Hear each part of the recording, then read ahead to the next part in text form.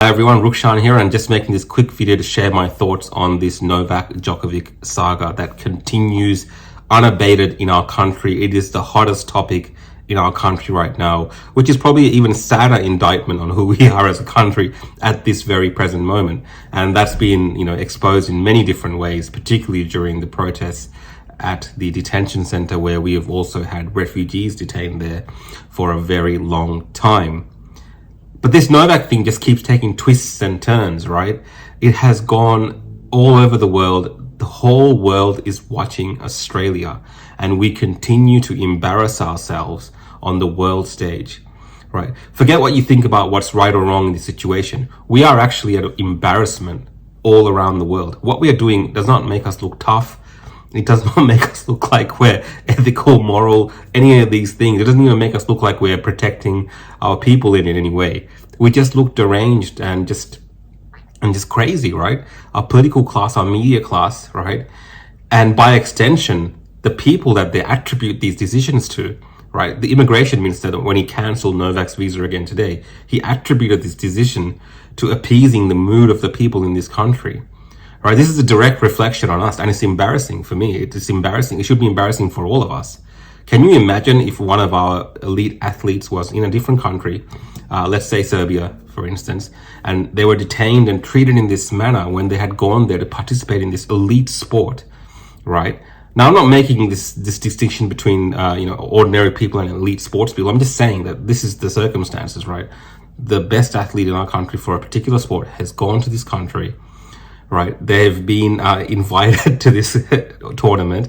The organization that's organizing the tournament, in this case in Australia, Tennis Australia, so let's just say the equivalent organization in a different country that's organized this tournament, has facilitated a process of sorts with the state government, reviewed certain documents, granted, in a way, a medical exemption by reviewing these documents, and then he's followed the procedure to enter the country. Right, filled in the documents, done all these things. Yes, maybe a little mistake or something was made here and there, but as it seems, everything was done above board. Right, this guy that's trying to enter our country has been to Australia, right, multiple times. He's been to Australia multiple times. He's not trying to, immigrate here and live here and, break our immigration process. He's not seeking asylum here. He's coming to participate in a tournament that adds to our economy, that adds to our nation, that adds to the sports culture of Melbourne. He is the world #1 athlete in this particular sport, so it's a draw card for this actual tournament, right? He has no interest in doing anything else besides playing tennis. And we have made it into this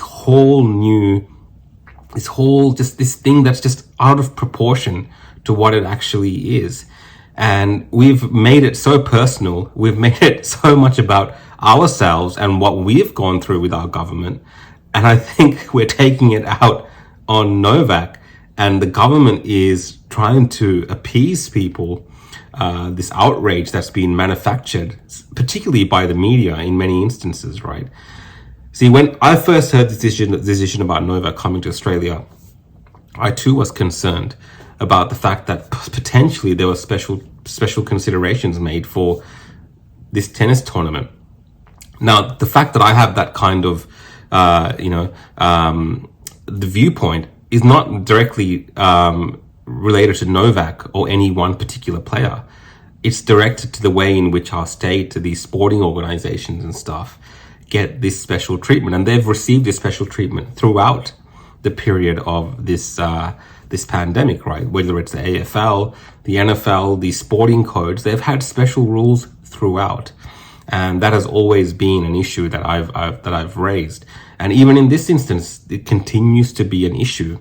But the player himself, he's not responsible for those things. He's coming here to compete and play, and it would appear, particularly in line with the decision given by the federal court that heard the first visa cancellation court case on the court, right? The federal court.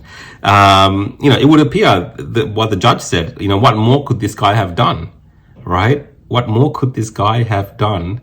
And here he is So we're going to give him, there wasn't procedural fairness in the way that he was treated that day. We can go into a whole discussion about the way that Border Force handled this situation, but let's not waste that time because it's been discussed to the 10th degree. But the judge said, no, the rule of law, the court said, give this bloke the visa. And that should have been the end of it. And that should have been the end of our embarrassment, right? The government could have easily walked away from that and said, look, the courts have decided. Sure, people would have been, raging about it and talking about it throughout the whole thing, because we have seen throughout this whole pandemic, we are a nation of crybabies and sulks as well. Because if someone else, right, is not being punished the same way that we are being punished, we're meant to be somehow upset by that and outraged by that. That's what it's become, right? That's the biggest issue here. Nothing to do with visas, nothing to do with tennis, nothing to do with anything of this sort. The biggest issue with Novak being in this country is the fact that he is unvaccinated, right? He has found a way, right, legitimately, or whatever you want to say about the way that he's come to this country. He's done it in a certain way that many of us may have not had the same success as him of doing. That comes down to a number of things. I think the major thing that it comes down to is the fact that the tournament really wants him in this country. So they've moved heaven and earth to try to make that happen, right? Let's not beat around the bush. This is special treatment from the actual, the fact that he is the world number one and this is the tournament. And that's just life sometimes, and that's what it is. But what's upset people the most, not even that, it's the fact that somehow this guy miraculously is unvaccinated. He's not subjugated himself to any of this kind of coercion. He's spoken up against this kind of stuff, and he's come here on his own terms to play his sport, the craft that he is the world number one at the moment, and compete. And that has outraged people so much because they are pissed off that the government, right, didn't make the same concessions for them, didn't do the same things for them. The government forced them to do this, the government forced them to do that, they beat them with this, they threatened their jobs, they did all this kind of stuff. The government did this to the people of Australia. So therefore, from this day forth, international guests, the sporting people, whoever it is, anyone coming to this country must also suffer the same consequences. And it's not about whether it works or not, right? Because by the government's own admission in the last couple of days, whether it's federal, whether it's state, by the admissions of certain CEOs of pharmaceutical companies, these things that they've been giving us haven't been as effective as we were told they would be, right? Because of these new variables, right? These new variants or whatever it is that they're describing this thing as. So it's not working in the way that it was promised to us, but somehow we are kicking out Novak, right, to protect this thing that we've built, these sacrifices that we've made that have really amounted to not much, to be honest, right? We're having tens and thousands, almost 100,000 cases a day in Australia wide. And to think that our government, our prime minister, thinks that we're so stupid, to think that, the immigration minister, even our premiers think that we're so stupid that we're going to attribute the rise in these cases and things like this to a single unvaccinated tennis player who is at the peak of his health, peak performance, about to take part in a grueling tournament that he's won 9 times previously in Australia. Arguably one of the best athletes in the world at the moment. Very healthy person, and we're meant to be afraid of him.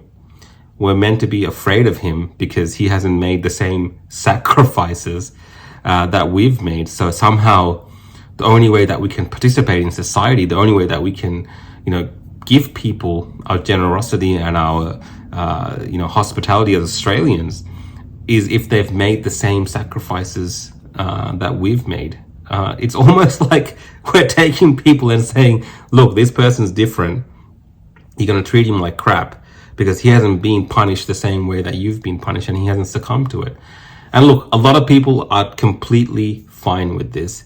And there has been a crowd throughout this whole pandemic who has stood by, whether it's federal or state governments, while they were beating people, while the police were shooting people with, pepper spray or rubber pellets or whatever it is in Victoria, while, jobs were being lost, while teachers were being, let go of their jobs after, decades and decades, nurses being let go of their jobs, these vaccine mandates. So these people that supported these very, very vocally, these guys they're very happy with this outcome today, because they want nothing more than everyone feeling like they are under the thumb of the government. But what's disappointing to see is a lot of the people that spoke up against these things are also celebrating and happy about what's going on, because they're like, well, the government treated me like shit, so therefore it only makes sense that everyone else should be treated like shit as well, because I didn't get to go to, this funeral, I didn't get to do this, I didn't get to do that, so therefore we should continue this cycle where the government continues to berate us and treat us like crap and, control all these aspects of our lives, because they've done it to someone else. They've done it to me, therefore it should be done to everyone else. And, I reject that. That's not the kind of Australia that I want to live in. That's not the world that I want to live in. As my personal opinion, and I think maybe you might share it. Tell me if I'm wrong, but that's not necessarily the kind of country that we should aspire to be. This vindictive country that's taking revenge on everyone else because our premiers and our prime minister and all these people just treated us like crap over the last 20 months. And a lot of the things that they did, a lot of the things that they promised us, a lot of the sacrifices we actually made listening to them have all amounted to almost nothing. All right. All they've got to show for it is that they are treating other people like crap as well to make us feel better. And, I totally reject that. So look, Novak, I'm not sure what's going to happen with this court case that I think they're appealing and all this kind of stuff. And this has been a saga that goes back and forth and back and forth. And, it's just crazy, right? It's just crazy how this thing has just become I don't even know the word to describe what it's become, right? It's like snowballed into this, avalanche of just Novak. And just goes to show you how far we've fallen as a country. And I hope that we can learn from this experience. And I hope that Novak stays and he plays and he, wins the tournament or whatever he competes, right? This is a world-class athlete and we should be wanting to support him, because I'm sure other countries will allow him into their country to play. Not the rest of the world is not as crazy as we are. They're not as vindictive, they're not as vengeful as the Australian people are right now. And don't let the government make you believe that you're like that, because I truly believe that we're not like that. So Novak, sorry for the treatment that you're receiving in our country. You've been here so many times, and I'm not a tennis fan, but I know that you've been here so many times. You've played tennis, you left the country, you didn't try to do anything else to us. I think you've even donated money to some of our causes to help and support our nation. And, the Serbian community in our country as well. They're a great part of our Australian identity as well. And I know that, they're vocal supporters of Novak, and people watching in Serbia looking at Australia like we're some sort of hermit kingdom where we just treat, people like prisoners and all this kind of stuff. You're not completely wrong, but it is not all of us, and it's definitely not me. And, I'm fully behind Novak playing, standing with Novak. And of course, we need to also discuss other issues pertaining to the illegal detention. Sorry, well, is it an illegal detention? I might have used the wrong words there, but the detention of refugees in the same detention facility that Novak was being kept at. Those are issues that need to be discussed as well. I don't think they're related to this in the same way that people are drawing comparisons between these two issues. I think the issue of refugees being held in detention for years and years in Australia, again, to prove a point, is something that's totally at another level, even much more important and higher, and deserves even more attention and more of our input as a community than anything to do with tennis or anything like this. The best thing that's come out of all of this, I think, is the attention that's been brought to that issue. And, that's something that I will be hoping to look at in the coming weeks and months as well. Again, guys, thank you for watching this video. Let's hope that we Novak plays. Let's hope the judge might even come on Novak's side once more. Let's see. Australia should not be the embarrassment that it is, but our political class, they're only one track mind right now, and I don't think that's in our best interest. All right, guys, I'm rambling on now. See you all next time.